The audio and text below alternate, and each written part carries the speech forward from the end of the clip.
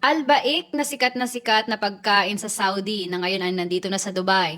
Tara, subukan natin kung ano ang pagkakaiba niya sa ibang mga fast foods restaurants. Mukha ngang masarap dahil pinipilahan talaga siya. Pagdating ko ay napakahaba ng pila. Ngayon pa lamang nila ako na-serve. So, andito pa rin ay may pila pa rin pagkatapos mong mag-order. Kailangan mo ng konting pasensya dahil dito sa Dubai Mall ay napakaraming tao. Syempre, automatic na yon ay mahaba ang pila.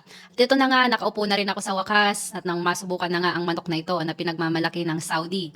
Bali-balita ko ay napakasarap daw talaga kaya sinubukan ko na. Ang presyo niya ay 18 dirhams na 4 pieces na. Kumpara sa ibang fast food na KFC at Jollibee ay medyo mahal. Kaya naman pinipilahan talaga siya. Tingnan natin kung ano ang mananalo sa kanila. Depende rin yan sa panglasa kung talagang gusto mo yung Jollibee or yung KFC or ito. Wala nga pala silang kanin. Ang kapartner ng manok nila ay French fries dahil mga Pilipino or Asian lang naman ang mahilig talaga sa kanin. Unang kagat ko pa nga lang talaga ay nalasahan ko na agad kaya naman napatamsak pa ko agad.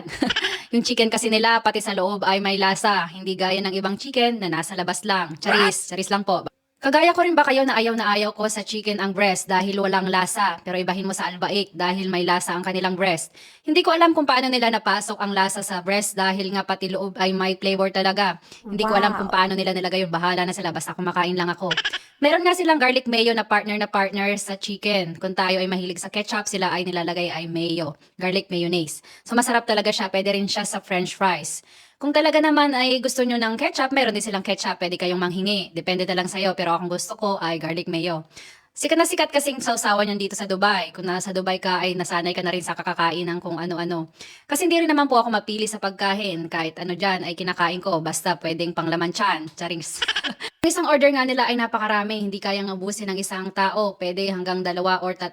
Kung may kasama kayong bata ay pwede na. Kailangan nyo na lang ay kanin talaga. Dahil ako hindi rin ako mahilig sa french fries. Rice is life tayo. Pilipina tayo eh. Para sa akin ay approve ang albaik. Masarap siya. Kaya try nyo na.